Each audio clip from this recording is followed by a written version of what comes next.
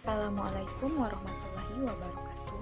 Perkenalkan, nama saya Rima Utari, NIM 200424143. Dari Program Studi Ilmu Administrasi Negara, Fakultas Ilmu Sosial, Universitas Negeri Padang. Pada video kali ini, saya akan menjelaskan tentang pendekatan pemberdayaan masyarakat. Pendekatan utama dalam konsep pemberdayaan adalah bahwa masyarakat tidak dijadikan objek dari berbagai proyek pembangunan, tetapi merupakan subjek dari upaya pembangunannya sendiri. Menurut Aksin, 1988 mengartikan pendekatan sebagai suatu gaya yang harus menentukan dan harus diikuti oleh semua pihak dalam sistem yang bersangkutan, atau the style of action within a system. Pendekatan ibarat bunyi kendang yang harus diikuti penabuh, gamelan, dan penarinya. Hal yang perlu diperhatikan untuk memilih pendekatan yang cocok. Beberapa hal yang harus diperhatikan untuk memilih pendekatan yang cocok dengan kegiatan sosial ekonomi dan budaya kelompok sasaran. Yang pertama, kegiatan harus bersifat terencana. Maksudnya, program yang dibuat sebaiknya memiliki rentan waktu tertentu dan melibatkan berbagai elemen seperti LSM, tokoh masyarakat, pemuka agama, tokoh muda, dan kelompok masyarakat lainnya yang memiliki kontribusi yang besar bagi pemberdayaan tersebut. Kedua, pendekatan yang digunakan sebaiknya dalam bentuk kelompok dan tidak dilakukan secara individual. Pendekatan kelompok yang akan dilaksanakan akan lebih efisien dan efektif bila dilakukan berkelompok dibandingkan kegiatan itu dilakukan secara perorangan. Ketiga, melibatkan masyarakat secara aktif, terutama kelompok yang menjadi sasaran. Ini sangat penting mengingat partisipasi aktif masyarakat akan memberikan manfaat secara langsung. Selain mereka dapat bekerja sambil belajar untuk mempraktekkan berbagai konsep dan program yang disampaikan oleh fasilitator. Keempat, sasaran harus jelas dan terarah. Artinya, semua agenda kegiatan yang ditawarkan kepada kelompok sasaran memiliki tujuan yang jelas, termasuk di dalamnya manfaat yang dapat diperoleh dari kegiatan tersebut. Kelima, kegiatan pemberdayaan harus memiliki dana yang cukup. Sebagaimana diketahui bahwa kegiatan yang dirancang sedemikian rupa dan sebaik apapun bentuknya, tentu terasa sulit untuk diimplementasikan jika tidak adanya dukungan dana yang mencukupi.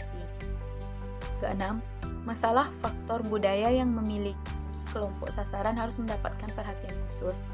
Hal ini sering terjadi di mana masyarakat tidak mau menerima inovasi baru tersebut karena ia lebih mempercayai tradisi dan kepercayaan terdahulunya.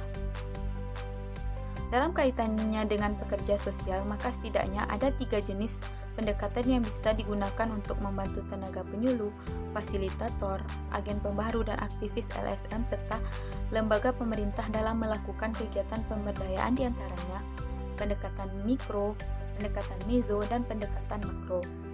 Yang pertama, pendekatan mikro. Dalam hal ini, kegiatan pemberdayaan dilakukan pada kelompok sasaran sifatnya individual, misalnya dalam bentuk konseling bimbingan serta pengendalian stres yang mana tujuannya tentu saja dimaksudkan untuk melatih serta memberi bimbingan bagi kelompok sasaran atau penerima manfaat dari pemberdayaan tersebut.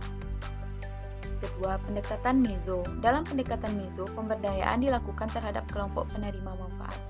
Dalam hal ini, tujuan kegiatan pemberdayaan dilakukan terhadap kelompok klien dengan harapan pemanfaatan kelompok dapat difungsikan sebagai media pendidikan, pelatihan, dan intervensi sehingga diharapkan dapat meningkatkan pengetahuan, keterampilan, kesadaran, membentuk sikap serta meningkatkan kemampuan kelompok sasaran dalam mengatasi berbagai persoalan yang mereka hadapi. Ketiga, pendekatan makro. Untuk tipe pendekatan ini biasa juga disebut sebagai strategi sistem besar dengan alasan penerima manfaat diarahkan pada suatu lingkungan yang lebih luas. Selain itu, ada beberapa jenis strategi yang bisa dikategorikan dalam pendekatan makro, diantaranya perencanaan sosial, aksi sosial, kampanye, rumusan kebijakan, lobbying, serta manajemen konflik. Di samping itu, pendekatan ini juga melihat para penerima manfaat sebagai kelompok yang memiliki kemampuan dalam memahami baik itu situasi mereka sendiri maupun cara memilih strategi yang dinilai tepat untuk mengatasinya. Di pihak lain, pendekatan pemberdayaan dapat pula diformulasikan dengan mengacu kepada landasan filosofi dan prinsip-prinsip pemberdayaan, yaitu yang pertama, pendekatan partisipatif. Dalam arti selalu menempatkan masyarakat sebagai titik pusat pelaksanaan pemberdayaan yang mencakup.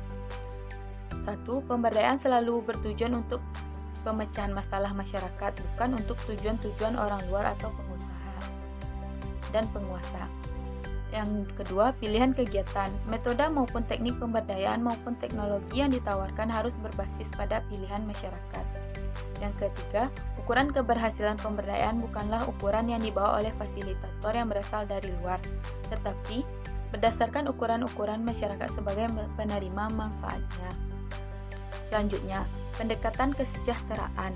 Dalam arti bahwa apapun kegiatan yang akan dilakukan dari manapun sumber daya dan teknologi yang akan digunakan, dan siapapun yang akan dilibatkan, pemberdayaan masyarakat harus memberikan manfaat terhadap perbaikan mutu hidup atau kesejahteraan masyarakat sebagai penerima manfaatnya.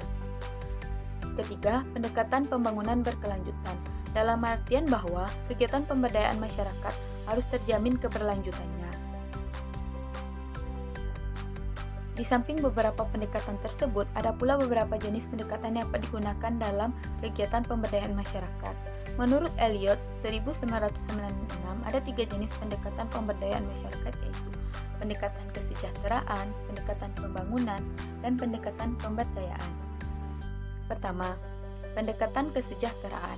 Dengan menggunakan pendekatan ini, fokus utamanya lebih dipusatkan pada kegiatan pemberian bantuan kepada masyarakat, termasuk di dalamnya bagi mereka yang menghadapi musibah seperti bencana alam, maka itu berupa banjir, letusan gunung Merapi, kekeringan, berkepanjangan, dan bencana lainnya. Kedua, pendekatan pembangunan. Kegiatan pemberdayaan masyarakat yang dilakukan dengan menggunakan mode pendekatan ini, yang mana lebih difokuskan pada upaya untuk meningkatkan kemandirian, waspadaan, serta kemampuan masyarakat. Selanjutnya, pendekatan pemberdayaan. Dalam hal ini perlu dilakukan berbagai bentuk kegiatan pelatihan di kalangan kelompok sasaran klien agar mereka bisa melepaskan diri dari kemiskinan, keterpurukan, serta ketertinggalan. Baiklah, itulah hasil penjelasan materi tentang pendekatan pemberdayaan masyarakat dari saya. Terlebih dan terkurang saya mohon maaf. Saya sudahi dengan Assalamualaikum warahmatullahi wabarakatuh.